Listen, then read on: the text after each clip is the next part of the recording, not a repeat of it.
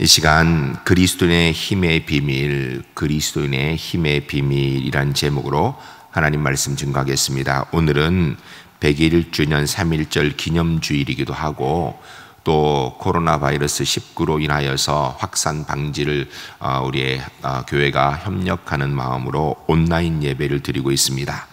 3.1절은 그리스도인을 통한 우리 민족의 승리이고 하나님의 은혜였습니다. 그런데 사실은 그 힘이 어디서 왔는가? 인간적인 힘은 아닌 것 같습니다. 오늘 본문을 통하여서 그리스도의 힘의 비밀에 대한 말씀을 듣고자 합니다. 비록 우리가 교회에서 함께 예배할 수는 없지만 각기 있는 처소에서 기도하며 온라인 예배를 통하여서 그리스도의 힘의 비밀의 능력에 대한 말씀을 듣는 중에 우리 제1교회 모든 성도님들 하나님의 사람, 예수 그리스도의 사람, 십자가의 은혜의 힘의 능력을 가지고 승리하는 은총이 주 안에서 꼭 있으시기를 주의 이름을 간절히 축복합니다. 첫 번째 따라하겠습니다. 사람에게 세상의 힘은 무시할 수 없는 것입니다. 인생의 힘, 삶을 살아가는데 굉장히 중요한 것입니다. 돈의 힘 대단히 크지요. 또 무엇을 알고 있는 지력 중요합니다. 그래 우리말에 아는 것이 힘이다 라고 이야기합니다. 권력도 중요하고요, 영도력도 중요하고 지도력도 중요하고 덕의 힘, 영역, 우리의 인생을 살아가는데 아주 다양한 힘들이 모두 다 굉장히 중요합니다. 그런데 이런 모든 힘에는 몇 가지 원리가 있습니다. 첫 번째로 모든 힘에는 직선성이 있어야 합니다. 갈짓자로 걷는 걸음에는 승리를 장담할 수 없습니다. 굽은 나무는 별로 쓸모가 없습니다. 한 우물을 꾸준히 계속 파야 성공할 수 있는 것입니다. 직선성이 바로 힘의 원리 중에 한 가지입니다. 두 번째는요, 단순성이 있는 것입니다. 복잡하면 힘이 흩어질 수밖에 없습니다. 우리는 일반적으로 노인이 기억력이 떨어진다고 합니다. 그러나 의학자들은 의학적으로 연구를 해보니까 나이와 기억력은 무관하다라고 이야기합니다. 그런데 문제는 나이가 들면 점점 기억력이 우리가 떨어진다고 모두 느끼고 있는 것입니다. 이유는 기억력이 떨어지는 것이 아니라 우리의 생각이 복잡하기 때문이라는 것입니다. 나이가 들면 무엇을 보고 듣든지 딴 생각을 한다라는 것입니다. 한 가지에 집중하는 단순성이 떨어지기 때문에 기억력이 떨어진다고 느낀다고 합니다. 그래서 단순한 마음, 순전한 마음이 우리가 기억력을 높이고 삶을 살아가는 힘을 얻는데 중요한 것입니다. 예배할 때는 아이같이 순수한 마음으로 하나님께 집중해야 됩니다. 찬송할 때는 찬송해야 되고요, 기도할 때는 기도해야 되는 것입니다. 공부할 때 놀 생각하고 놀 때 공부할 생각하는 아이는 둘 다 제대로 할 수가 없는 것입니다. 단순한 마음, 사실 신앙은 단순한 것이죠. 그냥 하나님께 집중하는 것입니다. 세상의 힘의 세 번째 원리는 결단력에 있다고 합니다. 돌이킬 수 없는 결정적인 순간이 되게 되면 사람들이 대개 다 힘을 내게 되어 있습니다. 해도 되고 안 해도 되는 일에는 별로 그렇게 힘이 모이지 않는다라는 것입니다. 그리고 힘의 네 번째 원리는 협동심에 있습니다. 구약성경 잠언 4장 12절 말씀에 보면 한 사람이면 패하겠고 두 사람이면 맞설 수 있나니 세 겹줄은 쉽게 끊어지지 아니하느니라 라고 말씀하고 있습니다. 함께함, 협력의 중요성을 이야기하는 것입니다. 인생을 살아가면서 목적을 세웠으면 전진할 필요가 있는 것입니다. 꼭 필요한 것이 우리에게 있어서 정말 전진하고 집중하고 단순해지는 것, 함께하는 것, 이거 필요합니다. 그런데 사람이 살아가는데 여기 한 가지를 꼭 더해야 됩니다. 도덕성입니다. 사람은 도덕적인 존재입니다. 그래서 선한 일을 할 때는요, 사자같이 담대합니다. 그러나 불의한 일을 행하면요, 절대 강한 힘을 가질 수가 없습니다. 선하고 의롭고 이타적일 때 힘이 있다라는 것입니다. 이기심처럼 사람의 능력을 마르게 하는 것이 없습니다. 늘 나만 생각하는 사람, 그 양심도 그를 절대 성원하지 않습니다. 다른 사람도 역시 그를 지지해 주지 않는 것입니다. 하나님께서도 그런 사람 편은 되지 않으십니다. 그러면 결국 나약해질 수밖에 없다는 것입니다. 저는 우리 울산제일교회 성도님들이 주의 은혜로 이 세상을 살아가면서 하나님께 집중하고 주님만 바라보고 정말 결단력을 가지고 서로 힘을 합하여 나아가는 가운데 세상 윤리 도덕에서도 뛰어나기 때문에 세상에서 힘 있는 하나님의 사람 되시기를 주의 이름을 간절히 축복합니다. 그 힘을 가지고 이 땅에서 하나님 백성으로 승리를 누리는 은혜가 있으시기를 주의 이름을 간절히 소원합니다. 두 번째 따라하겠습니다. 세상의 승리는 언제나 불완전합니다. 우리가 잘 알고 있는 이야기가 있죠. 세계를 지배하였던 영웅 나폴레옹의 이야기. 내 사전에는 불가능이란 낱말은 없다. 이 유명한 말을 남긴 나폴레옹이 전쟁에 패하여서 세인트 헬레나 섬으로 유배돼 가며 남긴 유명한 말이 있습니다. 오 갈릴리 사람이여, 그대가 이겼소. 나는 무력으로 세계를 정복하려 했지만 패하고 말았어. 사랑으로 온 세계를 점령한 그대가 이겼소 라고 고백했습니다. 여기 갈릴리 사람은 바로 예수 그리스도를 이야기하는 것입니다. 여러분, 세상의 승리와 영광 사실은 언제든지 실패할 수 있습니다. 승리는 영광스럽지만 실패는 언제든지 비참합니다. 운동 경기를 마치게 되면 이기면 영광스럽고 진자는 할 말이 없습니다. 비참하게 되는 것입니다. 때로는 모욕까지 당할 수도 있습니다. 근데 문제는 한 사람이 이기면 다른 사람은 질 수밖에 없다라는 것입니다. 한 사람이 영광을 누리면 다른 사람은 모욕감을 느끼게 되어 있고요. 한 사람이 면류관을 쓸 때에 다른 사람은 수치를 느끼게 되는 것입니다. 세상에서 승리란 대체로 이런 원리를 벗어나지 못합니다. 또한 세상의 승리란 일시적인 것입니다. 오늘 승리한 사람이 내일도 승리한다고 장담할 수 없습니다. 패배할 확률이 높습니다. 승리는 잠깐 비추는 번갯불 같은 숙명적인 괴물이라 해도 틀리지 않을 것입니다. 또한 세상의 승리는 부분적입니다. 돈을 버는 데 성공한 사람이 건강을 잃어버립니다. 출세는 하였으나 사랑을 잃어버리게 됩니다. 명예와 지위는 얻었지만 진심에는 실패하는 경우가 있습니다. 어떤 이는 세상에서 굉장한 얻은 걸 갖고 존경을 받는 것 같지만 사실은 도덕에서 실패한 사람 우리가 많이 볼 수 있습니다. 결국 세상의 승리는 한 가지를 얻게 되면 다른 무언가를 잃어버리는 것이 분명히 나타나게 되어 있다는 것입니다. 우리가 잘 알고 있는 다윗 왕의 일화 가운데, 전설 가운데 한 가지입니다. 다윗 왕이 반지 하나를 갖고 싶어서 세공사를 불러서 이야기하였습니다. 나를 위하여서 아름답고 귀한 반지 하나를 만들되 내가 승리를 거두고 기뻐할 때 교만하지 않게 하고 내가 절망에 빠졌을 때 시련에 처했을 때 용기를 줄 수 있는 글귀를 그 반지에 꼭 새겨 넣으라 라고 얘기를 했습니다. 세공사가 예 알겠습니다 폐하 하고 가서 자기 기술을 다하여서 멋진 반지를 만들었습니다. 반지를 만드는 것까지는 쉬웠는데 그곳에 글귀를 넣느라 도대체 이 다윗 왕이 이야기한 그 글귀를 무엇으로 넣어야 될지 생각이 나지 않았습니다. 고민하다가 지혜로운 다윗 왕의 아들 솔로몬에게 찾아가서 왕이 이런 것을 말씀하셨는데 어떤 것을 넣으면 좋을까요? 라고 물었습니다. 솔로몬이 잠시 생각한 후에 이렇게 이야기했습니다. 이것 또한 지나가리라. This too shall pass away. 이것 또한 지나가리라. 여러분, 지금 잘 나가는 것, 그것 또한 지나갈 것입니다.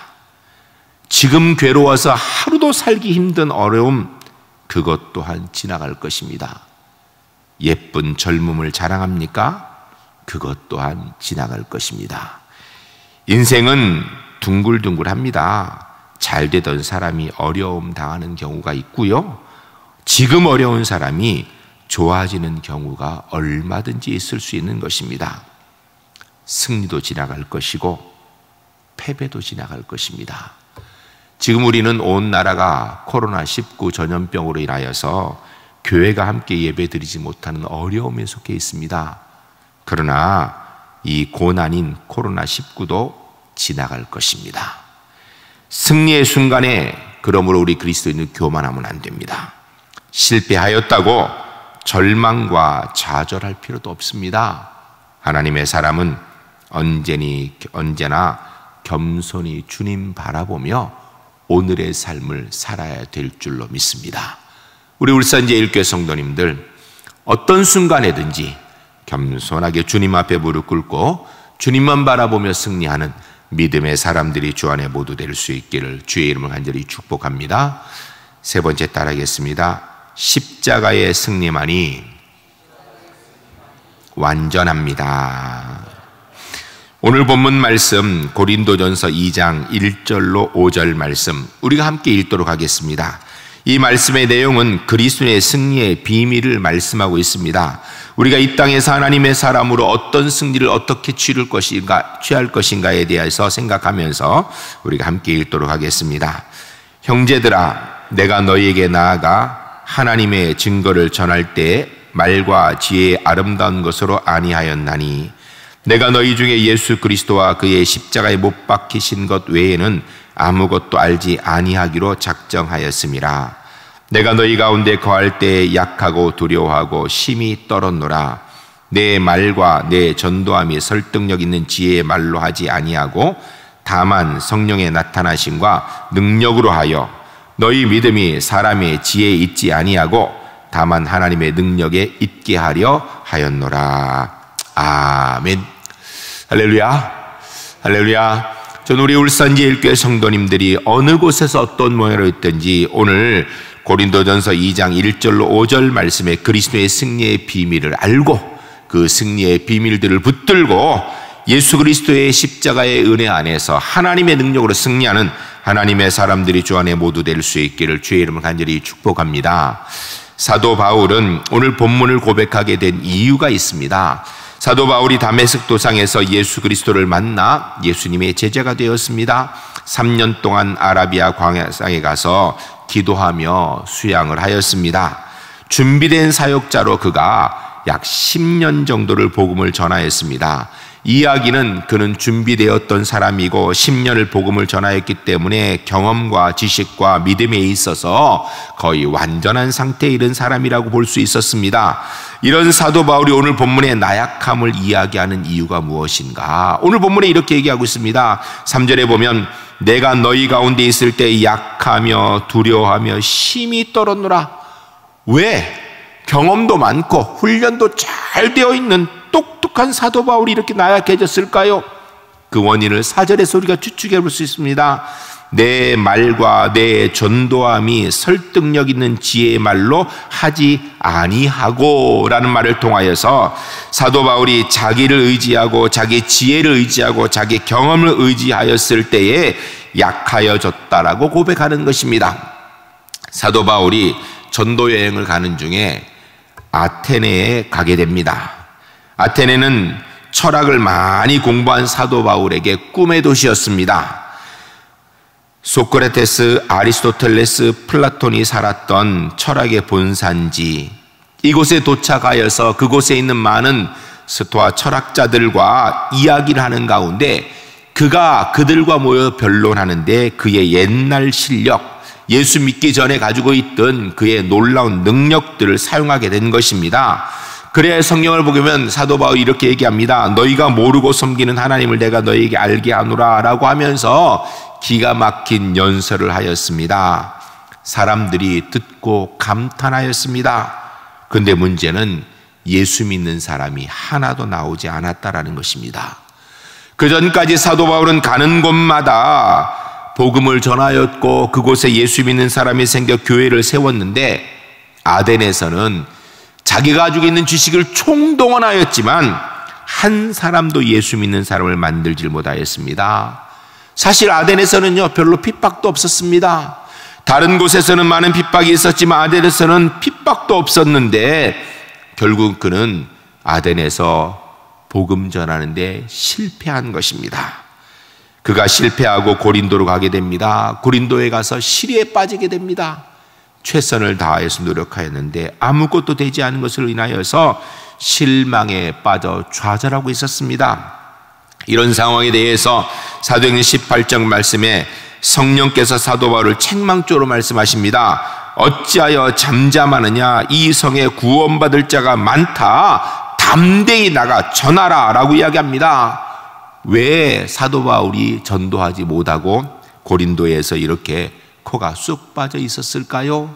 이유는 아덴의 기억 때문이었던 것입니다. 사랑하는 성도 여러분, 사도 바울은요, 권력을 두려워하지 않는 사람이었습니다.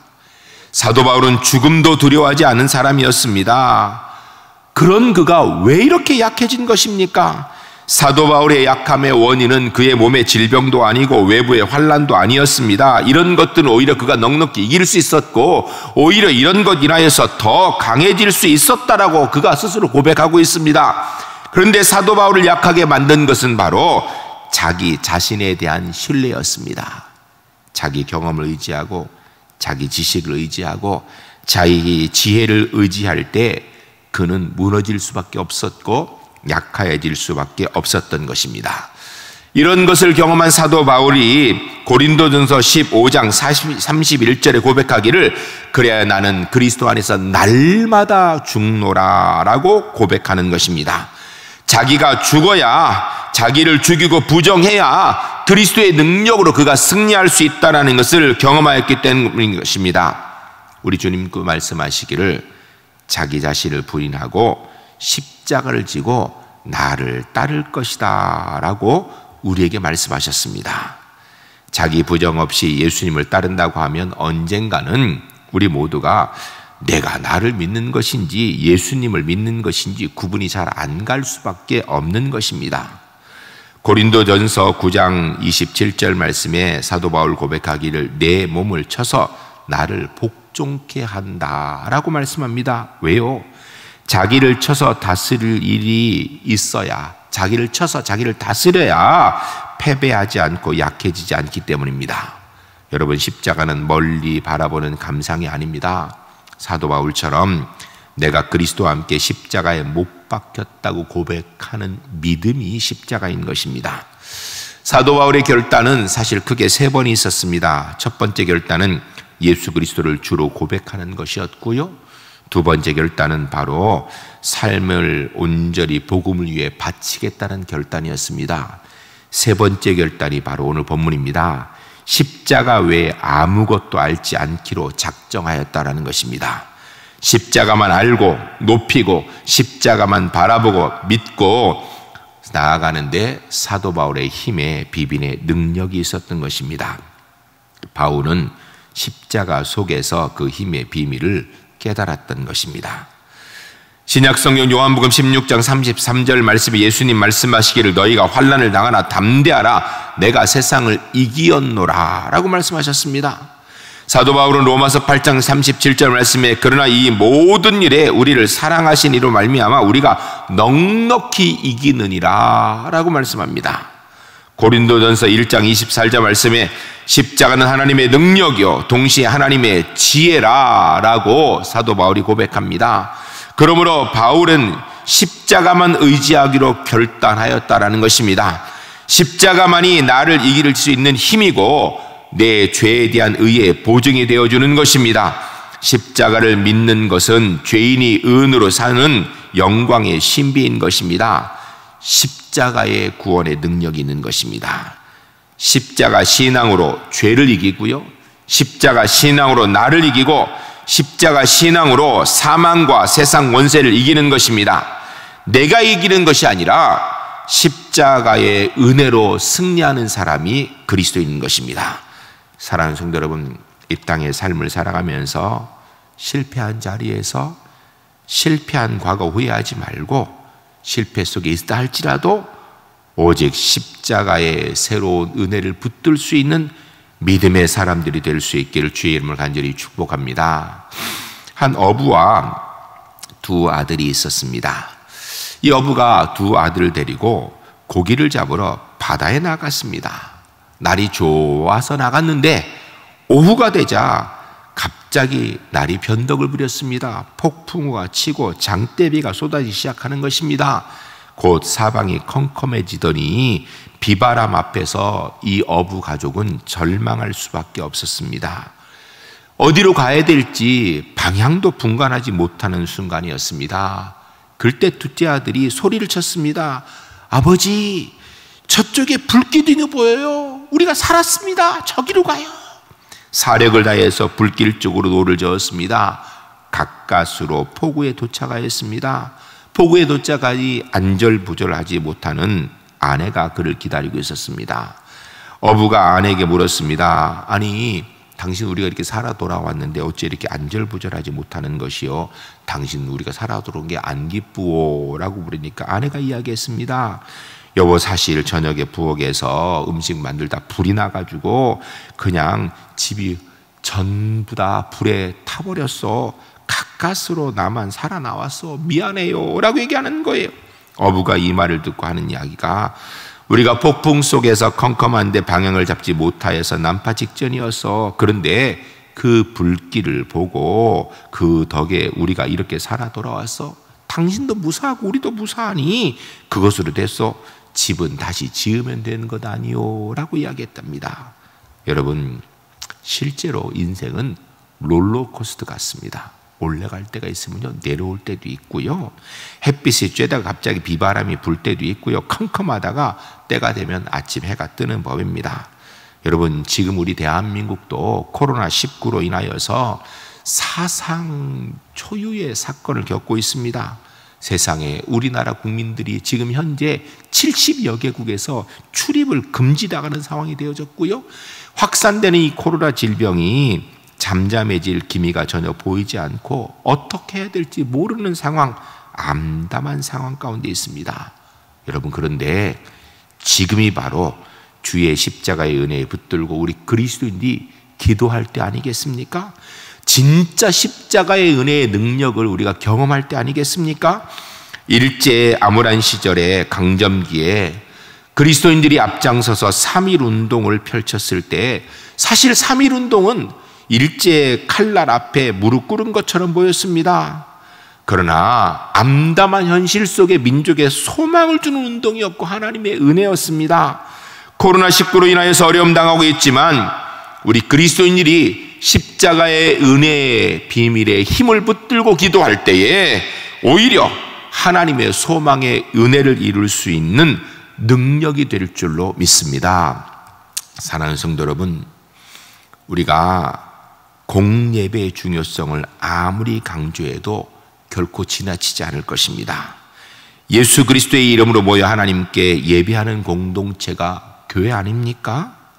그러므로 성도는 히브리서 말씀대로 모이기를 패하지 말고 힘써 모이기를 애써야 되는 것이 맞습니다.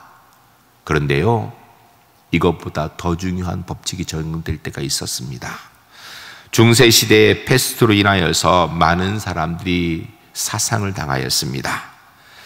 이때 이 어리석고 무지몽매한 중세시대의 성도들이 하나님이 질병으로부터 지켜줄 것을 믿고 예배당으로 몰려들었습니다. 예배당으로 몰려들었습니다. 왜냐하면 예배당 가면 살 수 있다라는 생각을 가졌습니다. 그런데 예배당에 모여 있다 보니까 이것이 더 문제가 되어서 전염병이 더 크게 퍼지게 되고 더 많은 사상자를 내게 된 것입니다. 주일 성수에 굉장히 엄격한 루터, 칼빈 등 종교개혁자들이 그때 이렇게 이야기했습니다. 전염병으로 인하여서 고통당하는 이 시기, 하나님과 이웃 사랑으로 우리가 모이는 것이 아니라 피신하여 서로 떨어져 있는 것이 하나님의 뜻이다라고 그렇게 얘기했습니다. 물론 종교개혁자들이 교회로 오는 사람들을 일부러 쫓아내진 않았어요. 그러나 이곳에 모여 있는 것이 하나님의 뜻이 무조건 되는 것은 아니다라는 것을 이야기하였습니다. 전염병 확산 방지를 위하여서 일정 기간 격리되는 것이 사실은 성경적입니다.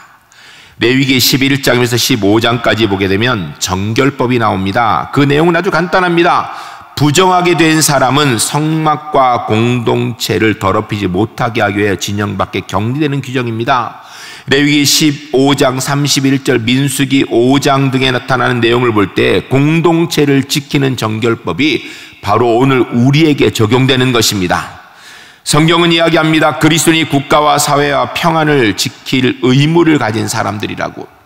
우리 그리스도인은 위정자와 나라와 민족을 위해서 기도해야 될 의무를 가지고 있습니다. 우리는 세상의 평안을 위해 성도들이 함께 기도하고 그리고서 이 나라 민족의 시민으로서 협력해 나아가야 됩니다.